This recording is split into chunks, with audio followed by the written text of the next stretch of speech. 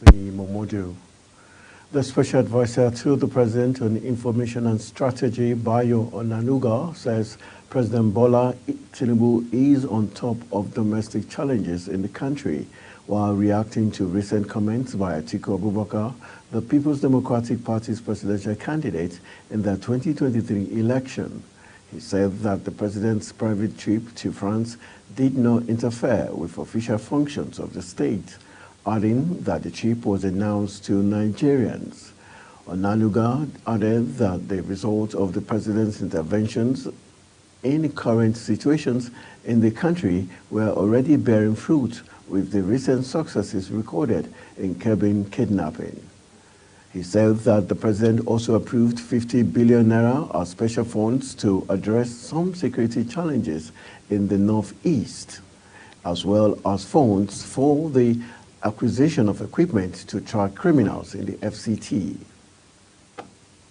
The federal government on Tuesday disclosed that Nigeria is currently off track concerning progress on achieving the Global Sustainable Development Goal is regrettably among those behind.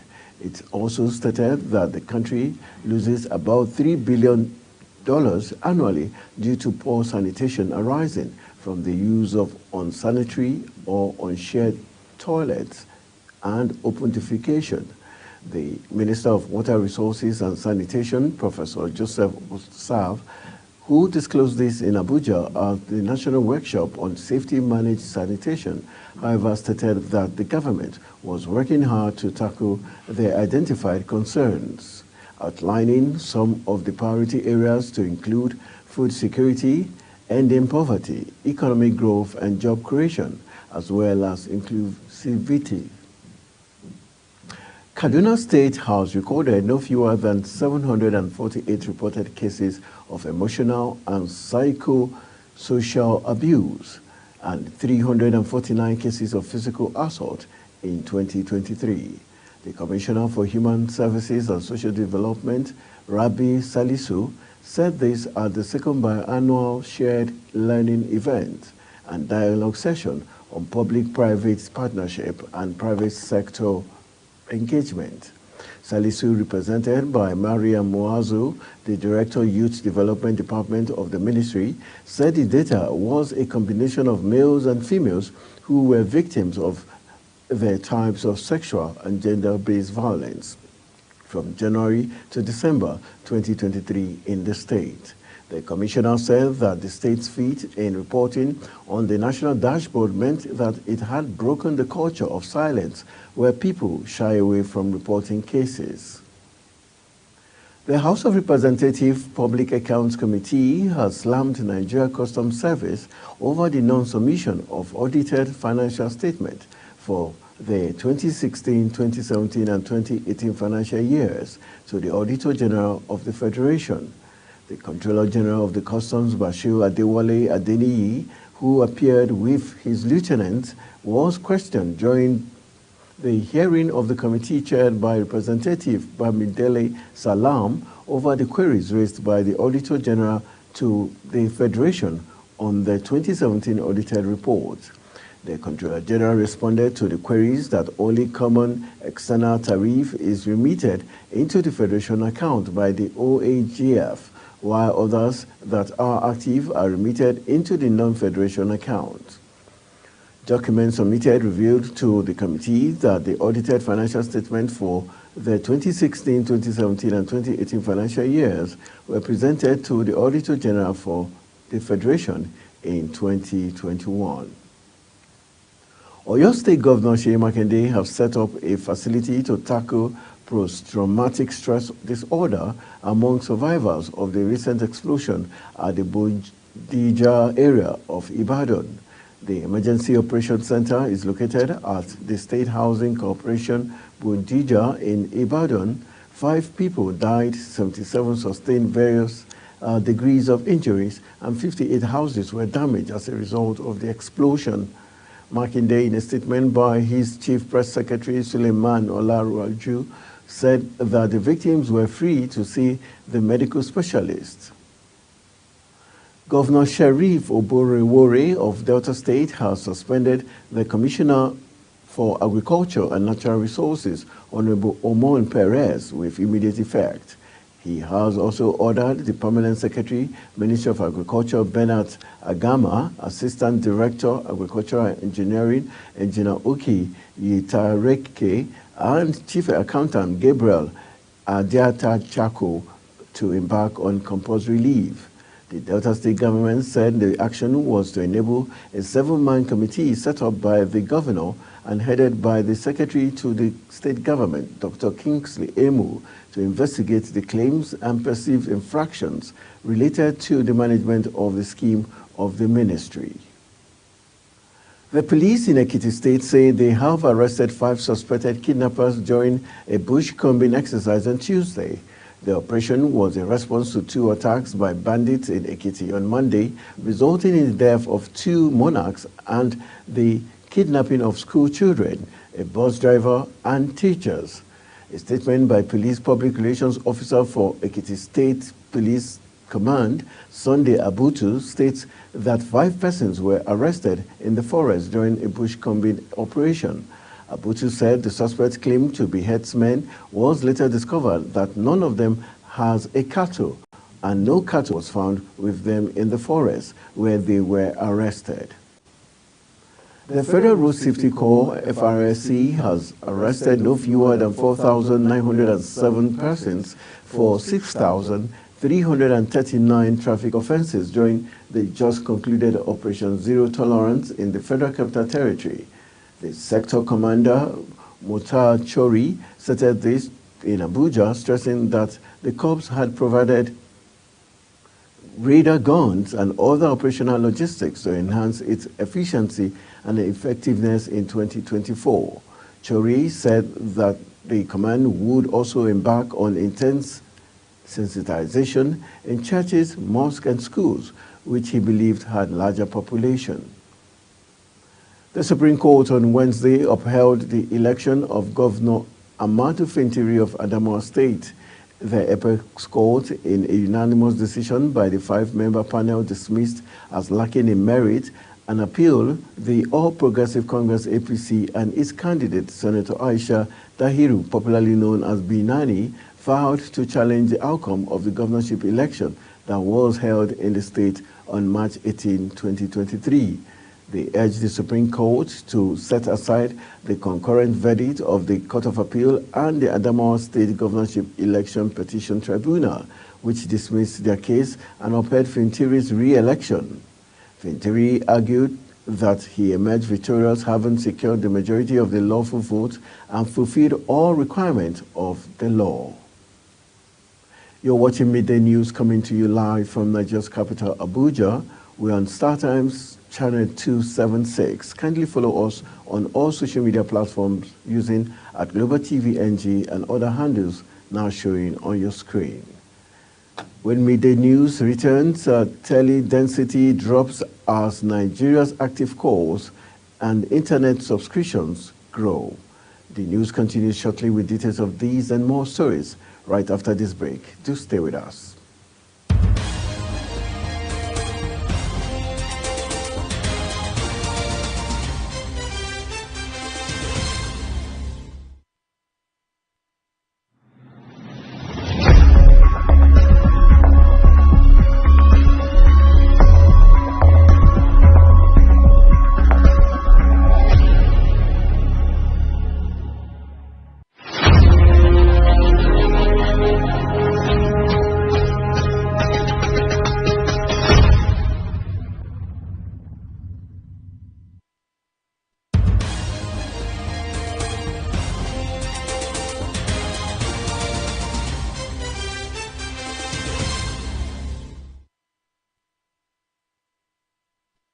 This is Global Television bringing you live broadcast of the Midday News.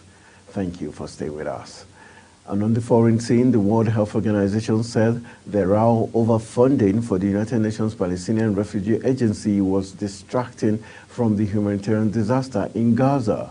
It urged government to keep backing UNRWA, which has seen several key donors suspend funding over Israel's accusation that several staff were involved in the October 7 Hamas attack. WHO spokesman Kristen Lindmeier told a media briefing in Geneva. Criminal activity can never go unpunished, but the discussion is a distraction from what's really going on every day, every hour, and every minute in Gaza.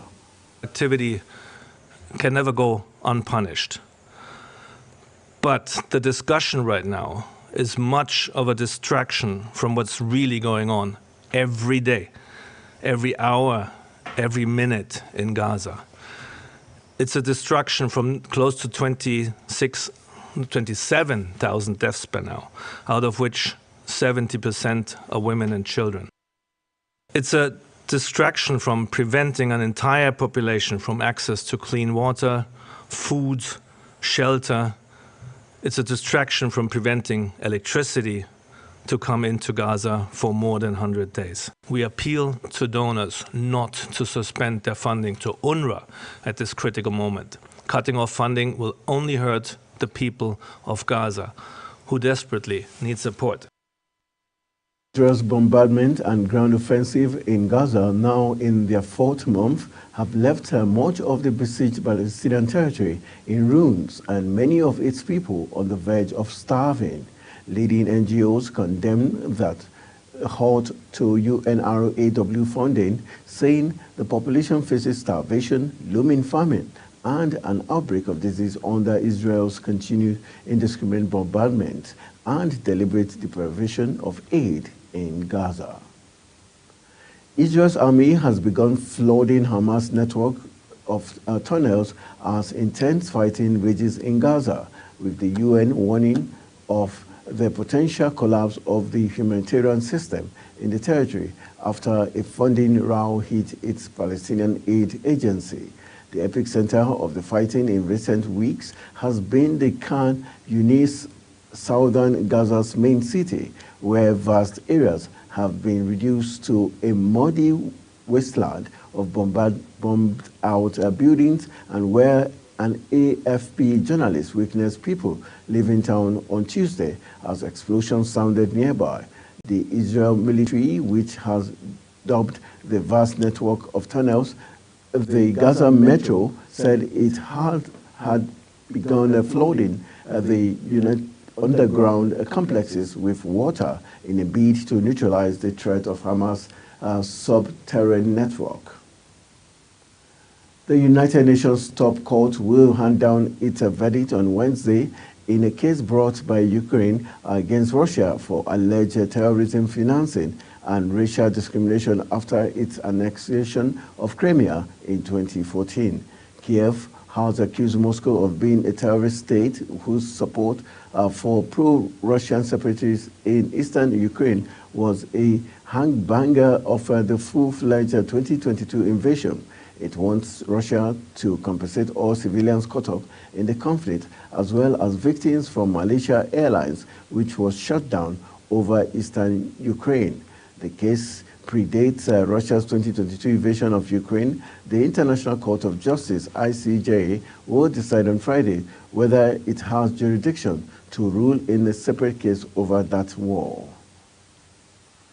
U.S. Secretary of State Antony Blinken has voiced his hope for a deal to halt the Israel-Hamas fighting in Gaza in exchange for liberating hostages after talks in Paris involving mediator Qatar. Speaking on the drone attack in Jordan, Blinken says the response could be multi-leveled, come in stages, and be sustained over time. Blinken was addressing a news conference alongside NATO Secretary General Jens Stoltenberg. The proposal that is on the table and that is shared among all of the critical actors, of course, Israel, but also with Qatar and Egypt playing a critical role in mediating and working between Israel and Hamas. Well, good afternoon, everyone. First, let me say what a pleasure it is, as always.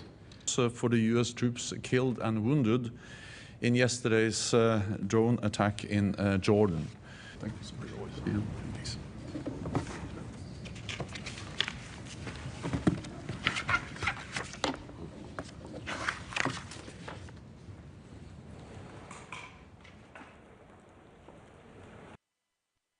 The proposal that is on the table and that is shared among all of the critical actors, of course, Israel, but also with Qatar and Egypt playing a critical role in mediating and working between Israel and Hamas. I believe the proposal is a strong one and a compelling one that, again, offers some hope that we can get back to this process.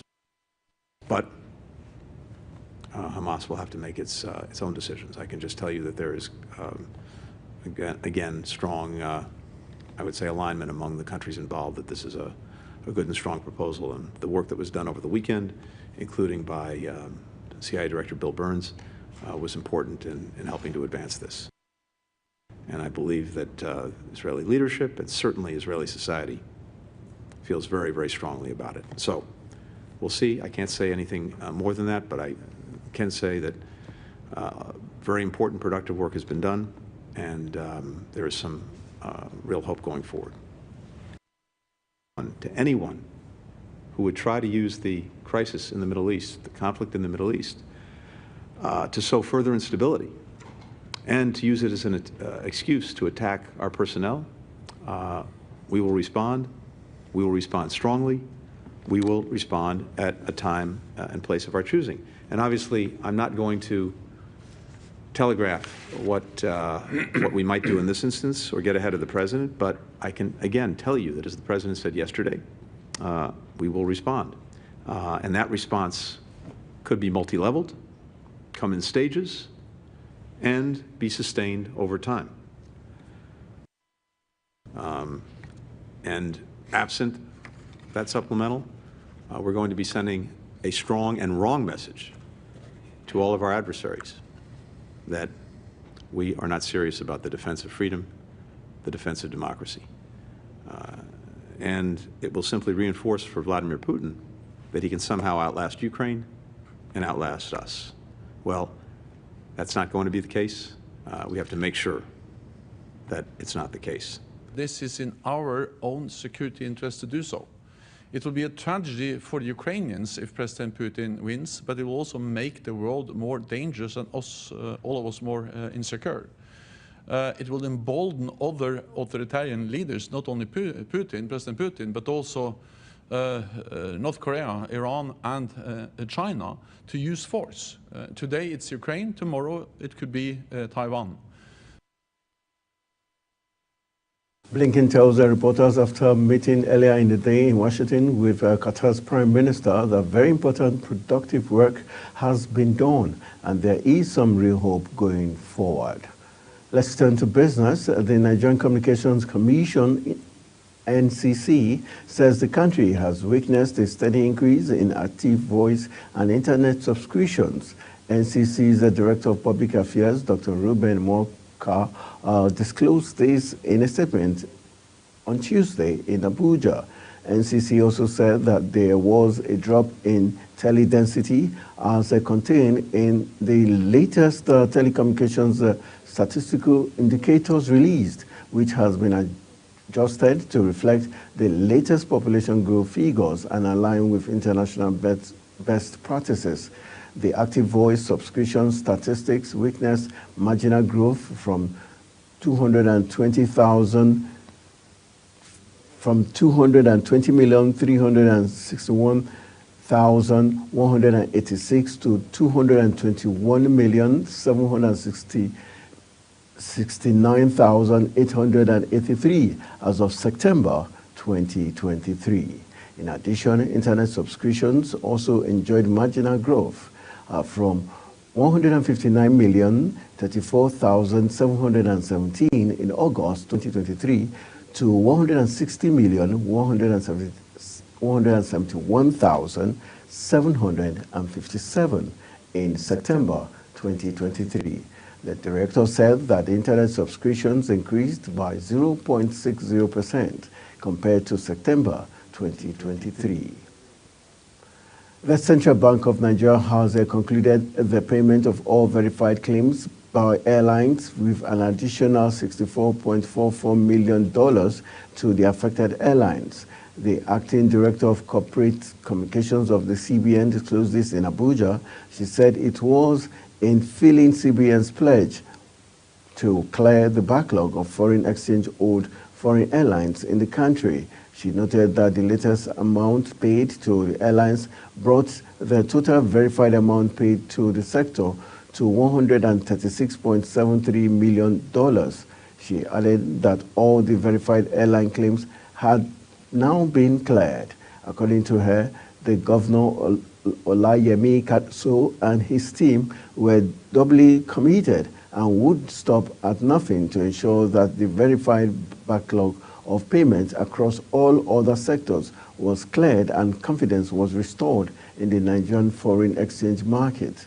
Furthermore, she assured that the CBN was working with stakeholders to ensure liquidity improves within the forex market, thereby reducing pressure on the naira. Consumers in December 2023 experienced a spike in the average retail price of kerosene, reaching 1,362 naira 27 kobo per litre nationwide. The latest report of the Nigerian Bureau of Statistics obtained on Tuesday indicates on a year-on-year basis, the surge amounted to a 23.33%, climbing from 1,104 naira 61 kobo in December 2022. An in-depth state analysis unveiled a disparity in prices across the nation. MBS notes Abuja led the pack with the highest average price per litre at 1,650 naira, closely trailed by Ogun State at 1,609 naira 52 kobo and Benue at 1,594 naira 44 kobo. The total assets under the contributory pension scheme reached 18.36 trillion naira by the end of 2023, according to data from the National Pension Commission. On a month-on-month basis, pension refunds grew by 2.39% to 18.36 trillion naira in December, compared to 17.93 trillion naira in the previous month. According to the report, 11.92 trillion naira of the assets was invested in federal government securities, representing 64.9% of the total assets, and a 24% year-on-year growth in investment in the FGN securities. Corporate debt securities followed at 10.4%, with domestic ordinary shares making up to 8.6% of the total assets under management. That's it on Midday News, and it came to you live from Nigeria's capital, Abuja. We're on StarTimes channel 276. Kindly follow us across all social media platforms using @Global TV NG and all the handles now showing on your screen. I am Anthony Momodu saying thank you for watching and see you soon.